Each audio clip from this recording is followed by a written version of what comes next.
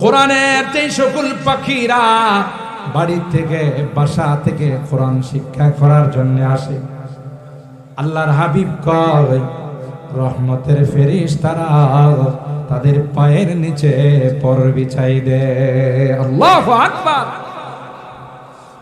গোটা বিশ্বের সকল প্রাণীরা তাদের জন্য আল্লাহর কাছে দোয়া করে।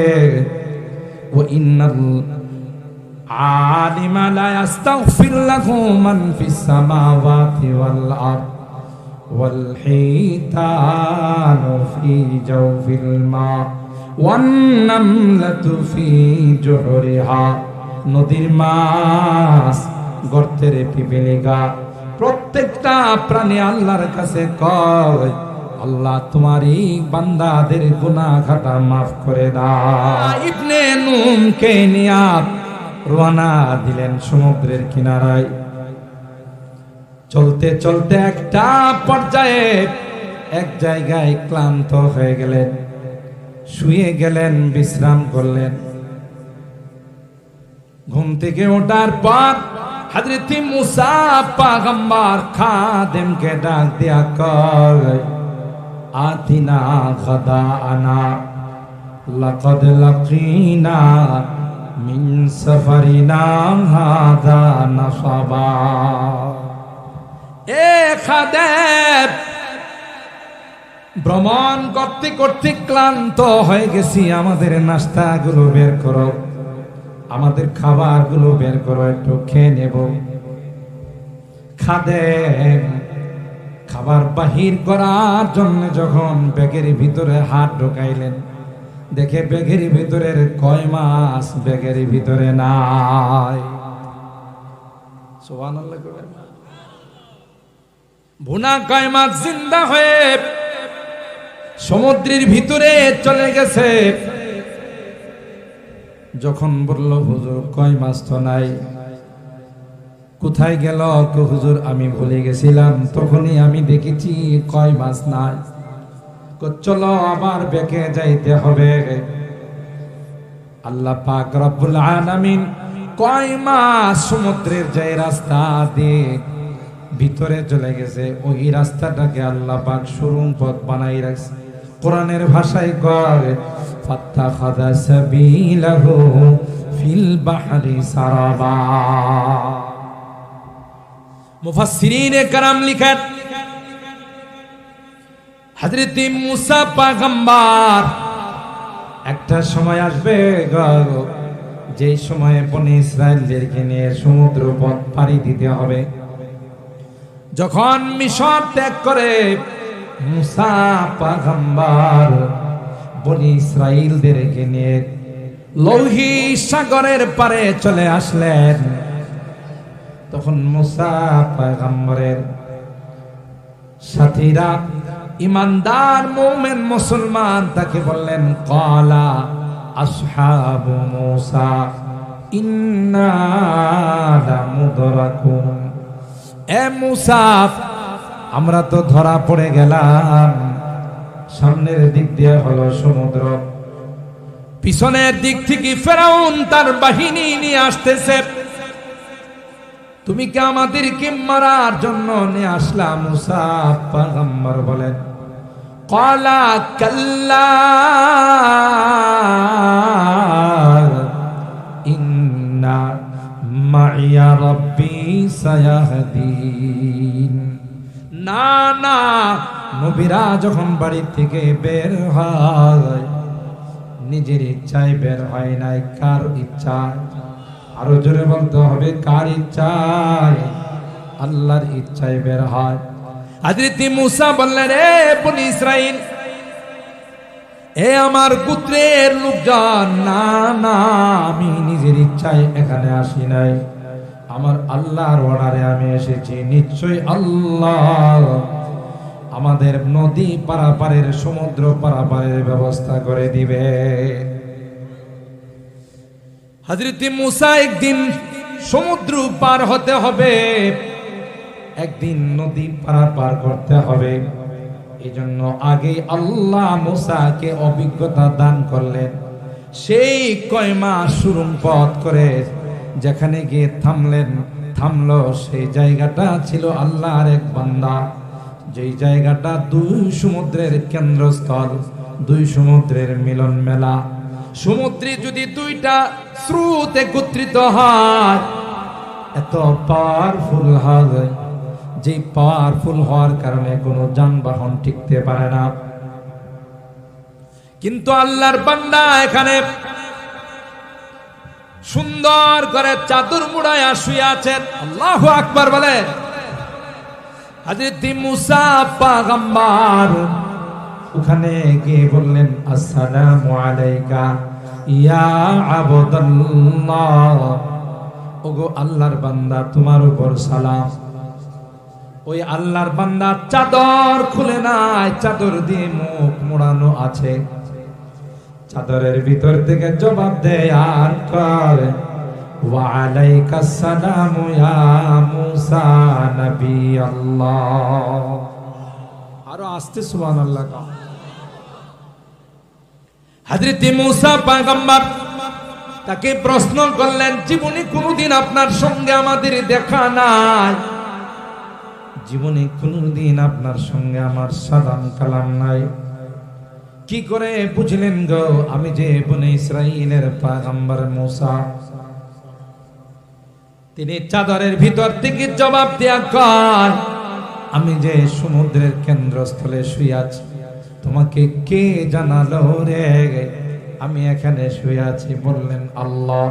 যেই আল্লাহ আমার লোকেশন দিয়েছেন, সেই আল্লাহ আমাকে ফোন দিয়ে বলে দিয়েছেন, বনি ইসরাইলের পয়গম্বর মুসা আসবে তোমার মাদ্রাসায় ভর্তি হওয়ার জন্য।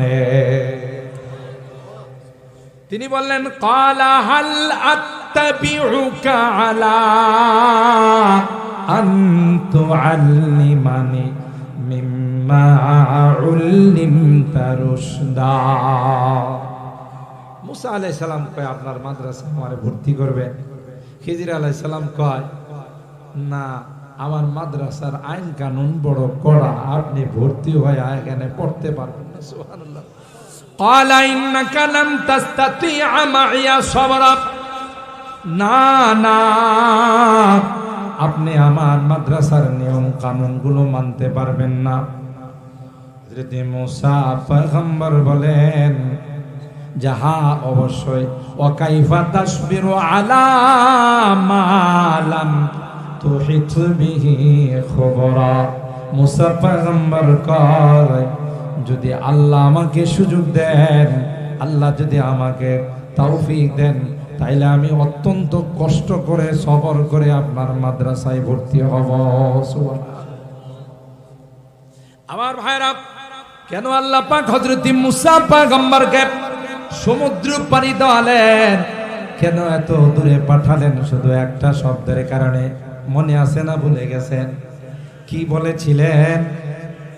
আমি হলাম সবচাইতে বড় আলেম। আল্লাহর হাবিব যখন বললেন আগামীকাল আইসো, একদিন নয়, 2 দিন নয়, দীর্ঘ 15 দিন পর্যন্ত জিবরাইল আমিন আর ওহী নিয়ে আসেন না।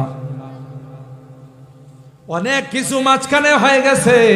15 দিন পর হযরতে জিবরাইল আমিন আয়াত নিয়ে আসেন আর বলেন, ওয়ালা তাকুলান্না লিশাইইন ইন্নী ফাইলুন যালিকা গাদা ইল্লা আইয়াশা আল্লাহ। কোনদিন ভবিষ্যতের কোনো কথা বলতে গেলে বললেন না যে আমি করব, আমি যাব, আমি খাবো। যখনই বলবেন তার সাথে বলবেন ইনশা। বলুন বলুন, কি বলতে হবে? ভাই আগামীকাল ঢাকা যাবেন, তখন কি বলবেন? ইনশা আল্লাহ। আগামীকাল কি দাওয়াত খাবেন? ইনশা। এখান থেকে আর আমাদেরকে শিক্ষা দিলেন। এরপরে আল্লাহর হাবিবকে আল্লাহ পাক বলেন, কাফের মুশরিকরা আপনাকে প্রশ্ন করেছিল, ওয়ায়াসআলুনাকা আনির রূহ কুলির রূহু মিন আমরি রাব্বি ওয়া মা উতিতুম মিনাল ইলমি ইল্লা কালিলা। রূহ সম্পর্কে আপনাকে প্রশ্ন করেছে, আপনি বলে দিন রূহ এটা দুনিয়ার কোনো জিনিস নয়, রূহ হলো আল্লাহর অর্ডার। সুবহানাল্লাহ বলেন। রূহের সম্পর্ক দুনিয়ার সঙ্গে নাই, রূহের সম্পর্ক হলো আসমানের সঙ্গে। এজন্য বডির খাবার হলো জমিন থেকে যা উৎপাদন হয়, আর রূহের খাবার হলো আসমান থেকে যে খাবার আসছে সেই খাবার। সুতরাং যেই রূহের মধ্যে কোরআনের আলো পৌঁছে, যেই রূহের মধ্যে দ্বীনের আলোচনা পৌঁছে, আল্লাহওয়ালাদের সান্নিধ্য যায়, ওই রূহ কোনোদিন মরে না, ওই রূহ আস্তে আস্তে জিন্দা হতে থাকে। সুবহানাল্লাহ। আমার ভাইরা, তাই যাদের কানে কোরআনের আওয়াজ ভালো লাগে না, যাদের নামাজ ভালো লাগে না, যাদের রোজা ভালো লাগে না, যাদের কোরআন সুন্নাহর আলোকে চলা ভালো লাগে না, বুঝতে হবে তার কলবের মধ্যে ক্যান্সারের মতো রোগ হয়ে গেছে। ঠিক কিনা বলেন? কালকেই দেখবেন কিছু আধুনিক, কিছু মডারেট, কিছু বুদ্ধিজীব, কথা বলেন ঠিক কিনা? বুদ্ধিজীব মানে হলো বুদ্ধি জানোয়ার, মানে শিক্ষা দীক্ষা অর্জন করতে করতে শয়তান মাথায় পেশাব করতে করতে যত তার ছিল সবগুলো লিক হয়ে গেছে। এগুলোকে বলে বুদ্ধিজীব, বুদ্ধি জানোয়ার। কোরআনের মাদ্রাসা গুলোকে ব্যঙ্গের ছাতা বলে, কথা বলেন ঠিক কিনা? কোরআনের মাদ্রাসা গুলোকে জঙ্গিবাদের আস্তানা বলে, ঠিক কিনা বলেন? ইনশাআল্লাহ যতদিন পৃথিবী থাকবে আর কেউ কোরআনের মাদ্রাসাকে ব্যঙ্গের ছাতা বলার সাহস পাবে না। যতদিন আসমান আর জমিন থাকবে ততদিন কোরআনের মাদ্রাসাকে জঙ্গিবাদ প্রজনন কেন্দ্র কেউ বলতে পারবে না। কারণ এই কোরআনের মাদ্রাসাগুলো বানাইছেন কে? আরো জোরে বলেন। কোরআনের এই সূরা মুজাদালার আয়াতে বলেন আল্লাহ, যারা ঈমানদার আমি আল্লাহ তাদের মর্তবাকে বৃদ্ধি করে দিয়েছি। সুবহানাল্লাহ। বিশেষ করে ওয়াল্লাযীনা উতুল ইলমা দারাজাত, যারা আহলে ইলম, আসমানি কিতাবের ইলম বিদ্যা অর্জন করে, ইলমে ওহী শিক্ষা করে, নায়েবে রাসূল যারা হয়, আল্লাহ বলেন সবচাইতে বেশি মর্যাদাওয়ালা তাদেরকে বলা। ওয়া ইন্নাল মালায়েকাতা লাতাদউ আজনিহাতাহা রিদান লিতালিবিল ইলম। এ ভাই, নূরে মদিনা মাদ্রাসায় যে সকল তালেবে ইলমরা, কোরআনের যে সকল পাখিরা বাড়ি থেকে বাসা থেকে কোরআন শিক্ষা করার জন্য আসে, আল্লাহর হাবিব কয় রহমতের ফেরেশতারা তাদের পায়ের নিচে পর বিছাই দেয়। আল্লাহু আকবার। গোটা বিশ্বের সকল প্রাণীরা তাদের জন্য আল্লাহর কাছে দোয়া করে। ও ইন্নাল আলিমা লা ইস্তাগফির লাহু মান ফিস সামাওয়াতি ওয়াল আরদ ওয়াল হিতানু ফি জাওফিল মা ওয়ান নামলাতু ফি জুহরিহা। নদীর মাছ, গর্তের পিপিলিকা, প্রত্যেকটা প্রাণী আল্লাহর কাছে কয় আল্লাহ তোমারই বান্দাদের গুনাহ খাতা মাফ করে দাও। কেন তাদের মর্যাদা সবচাইতে বেশি? কারণ এদের সিলেবাস, এটা হলো পৃথিবীর সবচাইতে দামি সিলেবাস। সিলেবাসের নাম কি? জোরে বলুন কি নাম? আল কোরআন। বলুন কি নাম? আল কোরআন। আল্লাহ যেমন মহান, তার কালাম সেরকম মহান, ঠিক কিনা বলেন? ভাগ্যবান ওই সকল ব্যক্তিরা যারা এই সকল কোরআনের মাদ্রাসার সাথে সম্পর্ক রাখে। সুবহানাল্লাহ। আমাদের মুতাওয়াল্লি সাহেবকে আল্লাহ নেক হায়াতের মালিক বানায় দেন, আমিন বলেন। ইনি বিশাল বড় এক ব্যবসা আল্লাহর সঙ্গে জোড়াই দিছে। কোরআনের মাদ্রাসার জন্য এত দামি জায়গা, যেখানে 6 লেন হচ্ছে, এই জায়গার এক একটা ইঞ্চি কথা বলেন ঠিক কিনা? কোরআনের মাদ্রাসার জন্য তিনি এখানে ওয়াকফ করেছেন। আল্লাহ ওনাকে, ওনার পরিবার পরিজন যারা আছেন সকলকে নেক হায়াতের মালিক বানাই দেন, আমিন বলেন। আল্লাহ তাআলা বিপদ আপদের হাত থেকে রক্ষা করেন।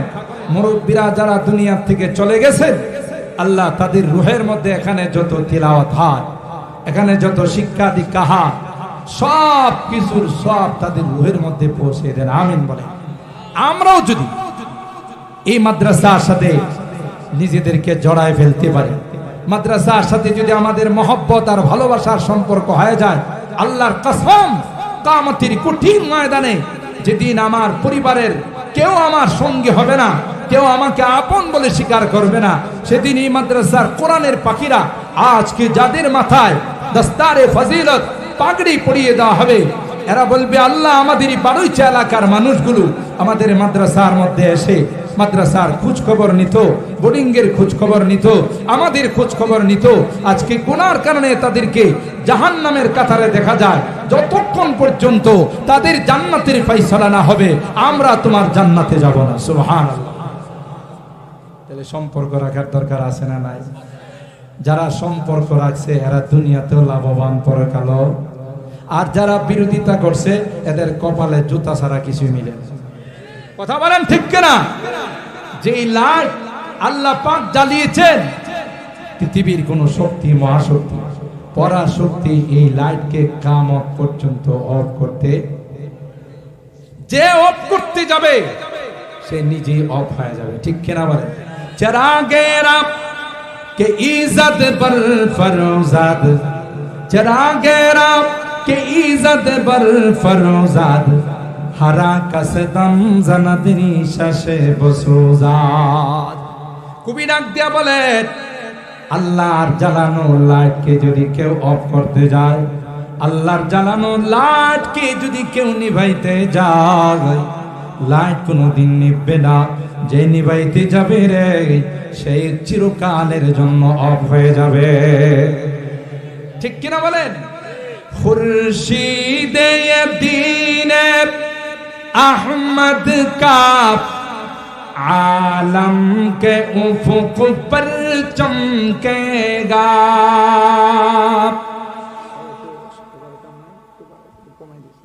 खुर्शीद दीन अहमद का आलम के उफुक पर चमकेगा।